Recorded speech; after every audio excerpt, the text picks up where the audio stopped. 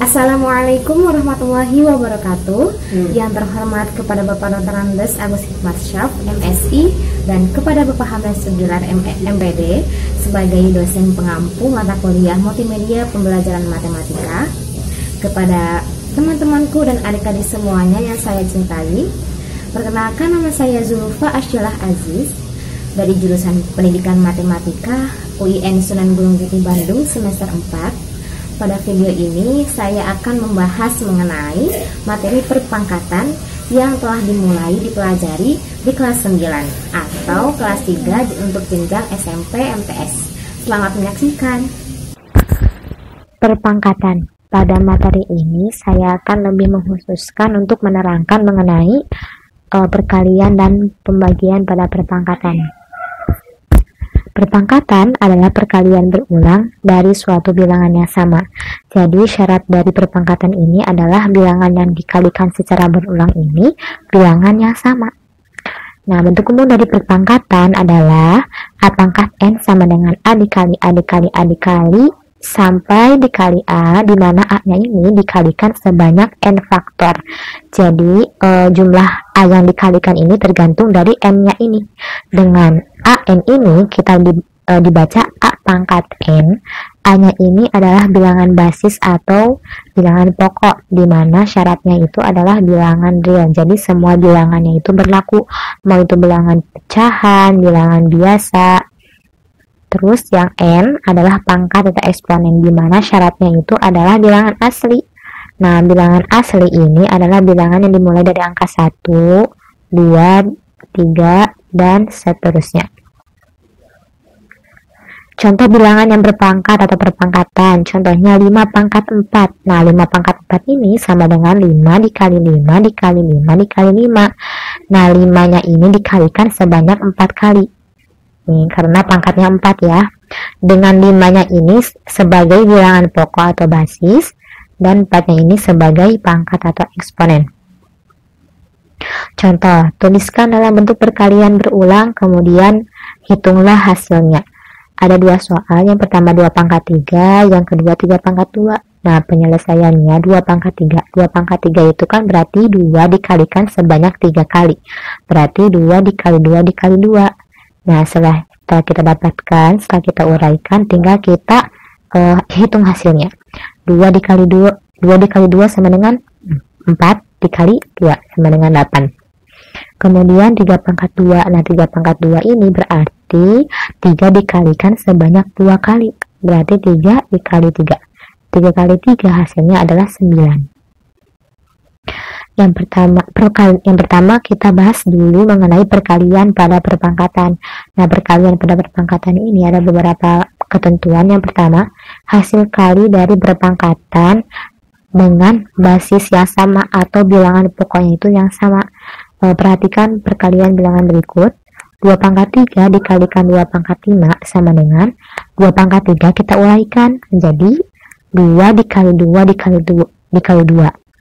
Kemudian dikalikan 2 pangkat 5. Nah, 2 pangkat 5 kita uraikan, di mana 2-nya ini dikalikan sebanyak 5 kali, yaitu 2 dikali 2 dikali 2 dikali 2 dikali 2. Nah, setelah kita amati baik-baik bahwa ketika disatukan, kita hitung 2-nya ada berapa? 1, 2, 3, 4, 5, 6, 7, 8. Nah, pangkatnya itu sama dengan 8. Nah, 8 ini ternyata hasil dari penjumlahan pangkatnya. 3 ditambah 5 sama dengan 8. Nah, secara umum dapat dituliskan sifat perkalian di atas adalah jika ada suatu bilangan A berpangkat M dikalikan A berpangkat N, maka itu sama dengan A pangkat M tambah N. Jadi kalau perkalian pangkatnya tinggal ditambahkan, tapi dengan syarat si bilangan basis atau bilangan pokoknya ini harus sama. Yang kedua, hasil pemangkatan dari perpangkatan dengan basis yang sama. Jadi ada suatu bilangan yang berpangkat kemudian dipangkatkan lagi. Contohnya 2 pangkat 3 dipangkatkan lagi 2. Nah, kita uraikan terlebih dahulu yang pangkat 2 ini. 2 pangkat 3 dikalikan sebanyak 2 kali. 2 pangkat 3 dikali 2 pangkat 3. Nah, ingat sifat yang pertama tadi, kalau misalkan ada suatu bilangan yang basisnya sama, bilangan berpangkat yang basisnya sama, ketika dikalikan tinggal dijumlahkan pangkatnya. 3 tambah 3. Nah, 3 tambah 3 ini bila kita ubah ke bentuk perkalian sama dengan 2 kali 3, berarti 2 pangkat 2 kali 3. Tadi sama dengan 2 pangkat 6. Nah, secara umum dapat dituliskan sifat perkalian di atas adalah jika ada suatu bilangan A berpangkat M, kemudian dipangkat lagi N, itu sama dengan A pangkat M dikali N.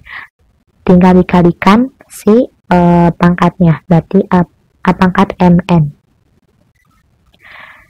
Yang ketiga, hasil perpangkatan dari suatu bilangan perkalian. Perhatikan perkalian bilangan berikut. Nah, 2 kali 3 dipangkatkan 3, kita uraikan, berarti 2 kali 3-nya ini kita kalikan sebanyak 3 kali.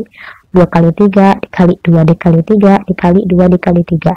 Kita hilangkan kurung. Dalam kurungnya ini 2 kali 2 kali 2 kali 3 kali 2 kali 3 kali 2 kali 3. Nah, kita pisahkan dengan bilangan yang sama, jadi 2 dengan 2 gitu, 3 dengan 3, berarti kan 2 kali 2 kali 2 di 3 kali 3 kali 3. Nah, setelah itu kita pisahkan lagi, kita pisahkan untuk kita jadikan bilangan berpangkat, dimana 2 kali 2 kali 2 dikalikan dengan 3 kali 3 kali 3. Nah, 2 kali 2 kali 2 ini berarti 2-nya itu dikalikan sebanyak 3 kali, itu sama dengan 2 pangkat 3. Nah, kemudian dikalikan. Nah, 3 kali 3 kali 3. Nah, 3 kali 3 kali 3 ini merupakan 3, angka 3-nya itu dikalikan sebanyak 3 kali, berarti kan 3 pangkat 3. Berarti 2 kali 3 pangkat 3 itu sama dengan 2 pangkat 3 dikali 3 pangkat 3. Nah, secara umum dapat dituliskan sifat perkalian di atas adalah jika ada suatu bilangan A dikali B berpangkat M, itu sama dengan A pangkat M dikali B pangkat M. Nah, untuk bilangan A dan B-nya itu tak harus sama, jadi beda. Kemudian metode selanjutnya mengenai pembagian pada perpangkatan. Ada beberapa ketentuan. Yang pertama, hasil bagi dari perpangkatan dengan basis yang sama atau bilangan pokok yang sama. Perhatikan perkalian bilangan berikut. 3 pangkat 6 dibagi 3 pangkat 4. Nah, soal ini kita ubah dulu menjadi 3 pangkat 6 per 3 pangkat 4. Nah, 3 pangkat 6 kita uraikan menjadi 3 kali 3 kali 3 kali 3 kali 3 kali 3. Kemudian per 3 pangkat 4, 3 pangkat 4 kita uraikan menjadi 3 kali 3 kali 3 kali 3. Nah, kita coret. Bukan kita coret karena ini bilangannya habis ya, 3 bagi 3 kan sama dengan 1. Nah, ini pasti 1 kali 1 kali 1 kali 1 ya. Kemudian sisanya 3 kali 3. Kita tulis kembali di sini. 3 kali 3. 3 kali 3 ini sama kalau dijadikan bilangan berpangkatnya itu sama dengan 3 pangkat 2. Nah, jadi 3 pangkat 6 dibagi 3 pangkat 4 itu sama dengan 3 pangkat 2. Nah, secara umum dapat ditulis sifat perkalian di atas adalah jika ada suatu bilangan A berpangkat M dibagi A pangkat M itu sama dengan A pangkat M min N. Kalau tadi kan perkalian A pangkat M dikali A pangkat N dijumlahkan. Nah, kalau pembagian tinggal dikurangi, tapi dengan syarat basisnya itu harus sama. Yang kedua, perpangkatan pada pecahan. Perhatikan perkalian bilangan berikut ya. 2 bagi 3 pangkat 3. Kita ubah dulu bagian ini menjadi per. Jadi 2 per 3 pangkat 3. Berarti 2 per 3 ini kita kalikan sebanyak 3 kali. 2 per 3 dikali 2 per 3 dikali 2 per 3. Kita satukan 2 kali 2 kali 2 per 3 kali 3 kali 3. Nah, sifat pada pembagian dalam hal ini yaitu ketika ada suatu bilangan A dibagi B berpangkat M itu sama dengan A pangkat M per B pangkat M.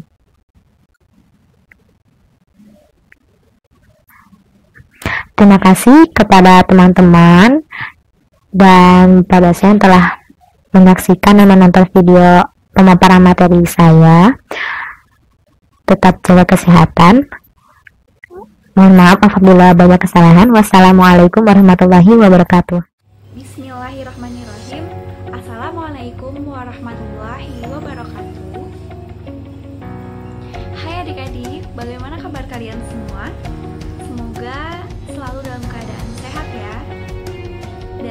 kalian hari ini tentunya harus tetap semangat untuk belajar matematika. Perkenalkan, nama kakak Syifa Nur Fitri dari kelas 4C Program Studi Pendidikan Matematika UIN Sunan Gunung Jati, Bandung. Di pertemuan hari ini, kita akan membahas mengenai kaidah pencacahan, yakni permutasi dan kombinasi. Tujuan pembelajarannya adalah agar nantinya kalian bisa mengidentifikasi perbedaan antara permutasi dan kombinasi. Yuk kita simak pembelajarannya.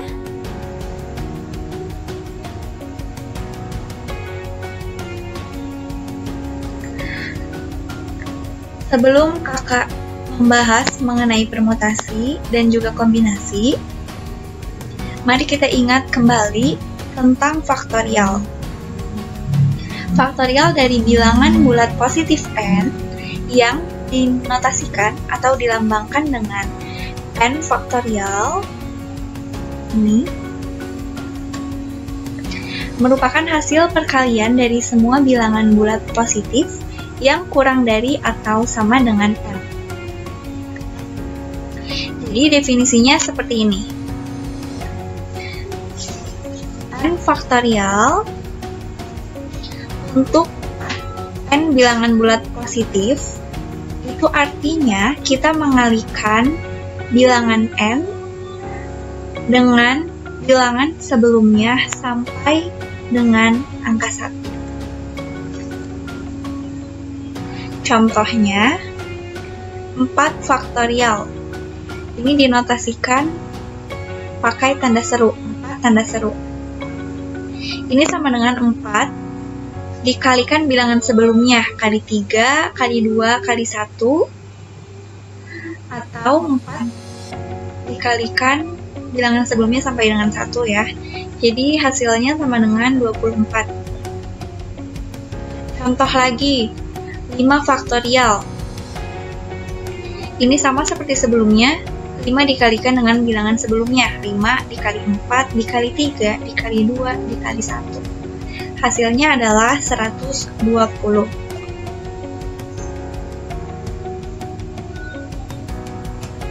Contoh. Tentukan nilai dari 10 faktorial dibagi 7 faktorial. Untuk persoalan seperti ini, adik-adik tidak perlu mencari nilai atas secara keseluruhan, yaitu 10 faktorial dicari 10 kali 9 sampai 1 sampai 1, dan nilai bagian bawah secara keseluruhan, itu pun tidak perlu. Tapi kita cukup berhenti sampai penyebutnya saja. Di sini penyebutnya adalah 7 faktorial. Sehingga kita tulis 10 kali 9 dikali 8 dikali 7 faktorial dibagi 7 faktorial. Jangan lupa di akhirnya masih memakai faktorial ya, atau tanda seru, yang mengartikan bahwa masih dikalikan dengan bilangan-bilangan yang sebelumnya. Kita coret, kemudian didapat 10 dikali 9 dikali 8, yaitu 720. Selanjutnya kita masuk ke permutasi.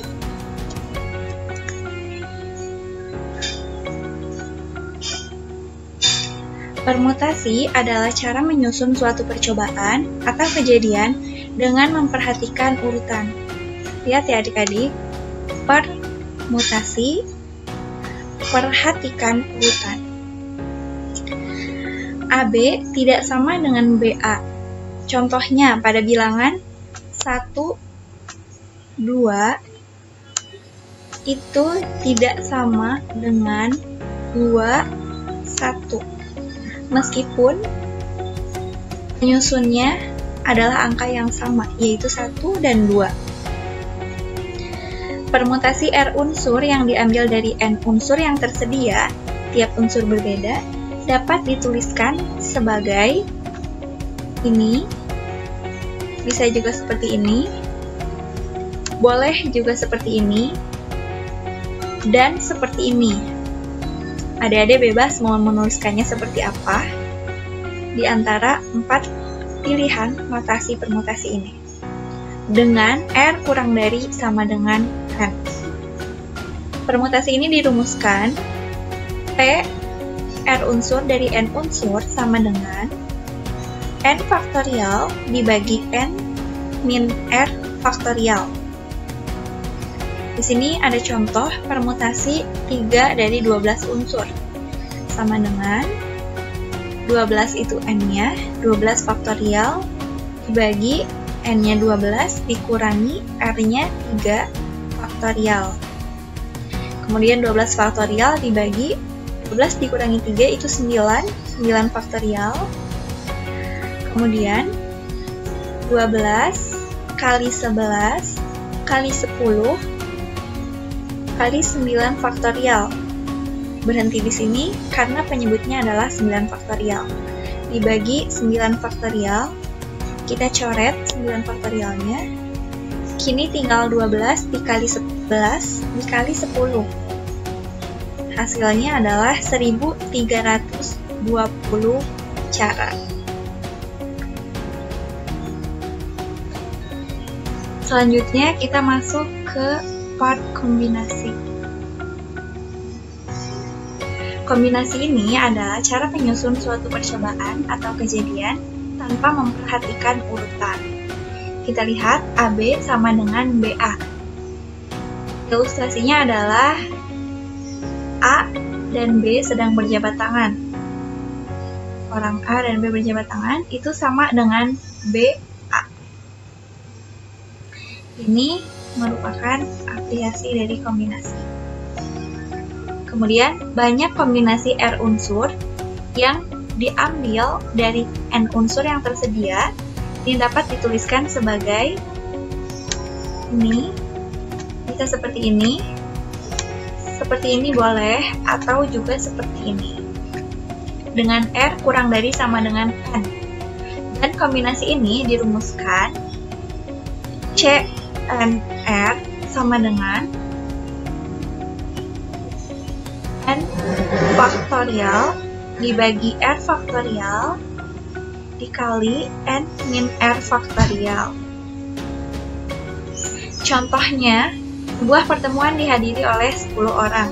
Pada saat bertemu, mereka semua saling berjabat tangan satu sama lain. Ada berapa jabat tangan yang terjadi? Jawabannya adalah dari 10 orang, 10 ini adalah N-nya. Nah, berjabat tangan satu sama lain berarti 2 orang. Karena berjabat tangan itu adalah 2 orang, sehingga sama dengan N-nya 10 faktorial dibagi R-nya 2 faktorial dikali 10 dikurangi 2 faktorial. 10 faktorial dibagi 2 faktorial dikali 10 dikurangi 2 adalah 8 faktorial.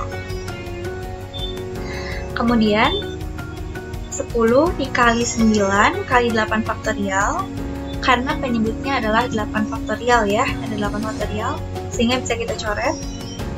Tinggal 10 dikali 9, 2 faktorial ini 2 dikali 1, yaitu 2. Nah, sehingga ini 10 dan 2 bisa kita coret. Tinggal 5 kali 9, 45. Bagaimana mudah dan seru bukan? Membedakan antara permutasi dan kombinasi. Selanjutnya kalian dapat mencoba soal-soal latihan secara mandiri. Semoga ilmu yang kakak sampaikan dapat bermanfaat bagi kita semua. Wabillahi taufiq wal hidayah. Wassalamualaikum warahmatullahi wabarakatuh. Assalamualaikum warahmatullahi wabarakatuh. Semangat pagi teman-teman. Semoga semangat belajar kita seperti pagi yang selalu cerah. Sebelumnya saya ingin menanyakan kabar. Bagaimana kabar hari ini? Semoga selalu baik, selalu sehat, dan selalu bahagia, dan diberikan keberkahan untuk kita semua di setiap harinya. Hari ini kita akan belajar bersama tentang hubungan dua sudut dan antar sudut. Apa sih itu sudut? Pasti semuanya sudah tahu apa itu sudut. Sudut itu adalah ketika dua buah garis saling bertemu, maka disitulah akan terbentuk yang namanya sudut. Nah, kita kali ini akan belajar tentang hubungan dalam sudut itu ada apa aja. Nah, di sini hubungannya itu kita bagi menjadi dua, hubungan dua sudut dan antar sudut. Hubungan dalam sudut itu kita bagi menjadi dua, yaitu hubungan dua sudut dan juga hubungan antar sudut. Kita bahas yang pertama dahulu, yaitu hubungan dua sudut. Hubungan dua sudut ini adalah hubungan yang di dalamnya itu hanya terdiri dari dua sudut saja. Nah, di sini terdapat tiga, yaitu berpelurus, kemudian berpenyiku, dan juga bertolak belakang. Yang pertama kita bahas berpelurus.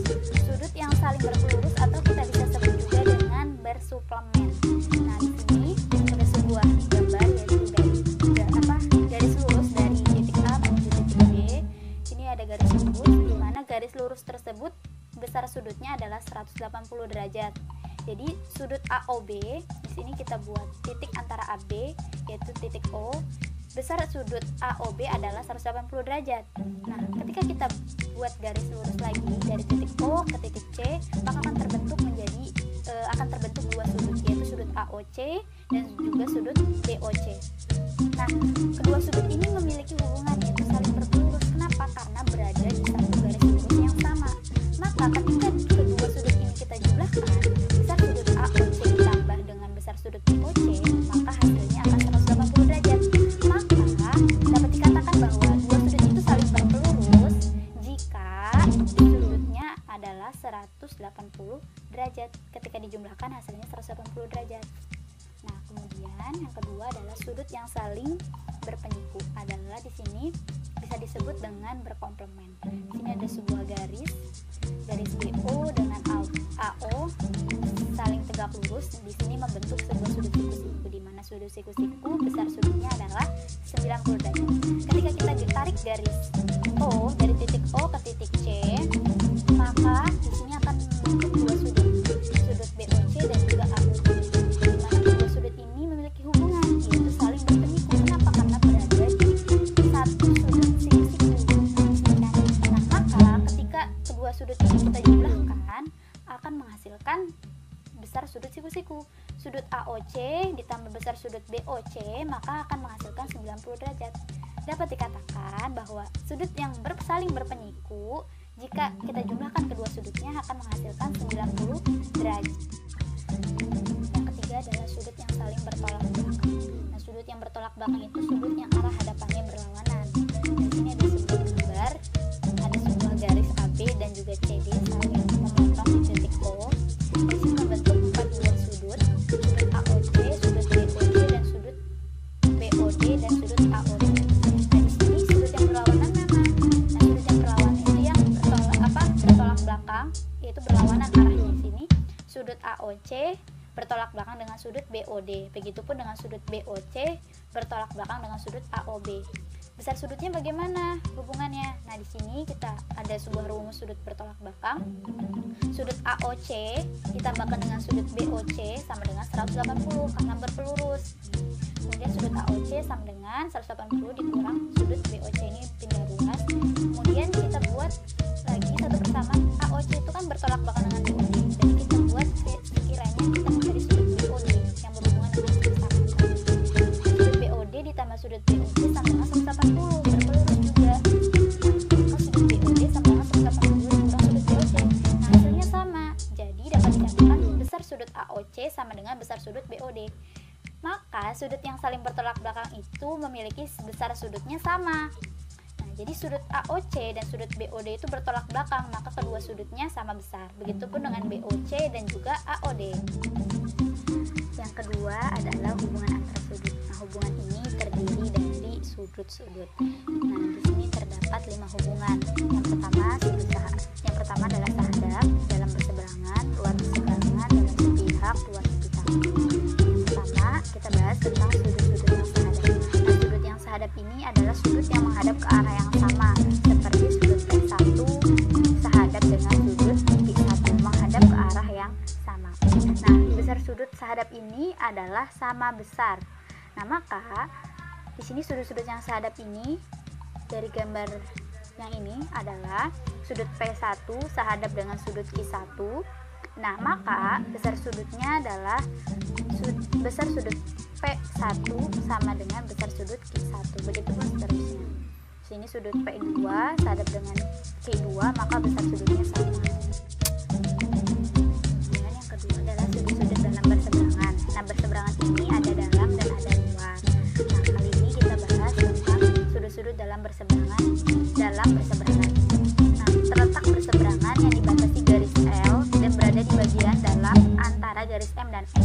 Dibatasi garis L dan berada di dalam garis M dan N. Yang namanya dalam berarti berada di dalam garis yang ini, M dan N. Di sini daerahnya sudut yang berseberangan, yang namanya berseberangan ya. Jadi sudut P4 berseberangan dengan Q2, P3 berseberangan dengan Q1. Besar sudut berseberangan itu sama besar. Jadi sudut P3 besar sudutnya sama dengan sudut Q1. Begitupun sudut P4 sama besar dengan sudut Q2. Kemudian sudut-sudut luar berseberangannya. Nah, kalau ini luar berarti sama dibatasi oleh garis L, namun ini berada di luar garis M dan N. Di luar ya. Maka sudut yang berseberangan itu adalah P1 dengan Q3, kemudian P2 dengan Q4. Besar sudutnya sama seperti dalam berseberangan, yaitu sudutnya sama besar. Sudut P1 sama dengan sudut Q3, besar sudutnya sama. Begitupun dengan sudut P2 dengan Q4. Yang keempat yaitu sudut-sudut dalam sepihak. Nah, sudut dalam sepihak ini adalah sudut yang terletak pada pihak yang sama, yaitu bagian kiri atau kanan garis L dan berada di dalam antara garis M dan N. Pihak yang sama di sini sudutnya yaitu P3 dengan Q2. Ya, berada di pihak yang sama, berada di sebelah kanan garis L dan di dalam garis M dan N. Begitupun dengan P4 dan Q1 pun dia dalam sepihak. Nah, bagaimana hubungan besar sudutnya? Nah, di sini ada rumus sudut sepihak untuk mencari besar sudut sepihak. Nah, di sini ada P2 sehadap dengan Q2. P2 dengan Q2 itu sehadap, maka besar sudutnya sama. Kemudian P3 dan Q3 sehadap juga sehingga besar sudutnya sama. Kemudian ada P2 dengan P3. P2 dan Q3 ini adalah sudut berpelurus, maka ketika dijumlahkan hasilnya 180. Di sini kemudian sudut P2 itu sama dengan berarti 180 dikurang sudut P3. Nah, Q2 ini sama dengan sudut P2 karena sehadap. Nah, Q2-nya berapa? Nah, di sini Q2 sama dengan Q2-nya turunin, sudut P2-nya berapa? Nah, ini P2 180 derajat dikurang sudut P3. Maka sudut Q2 ditambah sudut P3 sama dengan 180 derajat. Maka sudut sehadap itu, sudut sepihak dalam itu, sudut sepihak adalah sudut yang ketika kedua sudut itu dijumlahkan, maka hasilnya 180 derajat. Lanjut. Kemudian sudut-sudut luar sepihak. Nah, yang tadi dalam sepihak, sekarang luar sepihak. Kalau ini terletak pada pihak yang sama. Yang namanya sepihak adalah terletak pada pihak yang sama. Tapi ini yang di luar. Nah, maka berada di bagian luar garis M dan N. Ini di sebelah sini. Sepihak, maka P1 sepihak dengan Q4. Kemudian P2 sepihak dengan Q3. Besar sudutnya bagaimana? Sama seperti sudut dalam sepihak, yaitu kedua sudut jumlah kedua sudutnya dijumlahkan maka menghasilkan 180 derajat. Ini untuk sumbernya dan materi kita cukupkan sampai di sini. Terima kasih. Wassalamualaikum warahmatullahi wabarakatuh.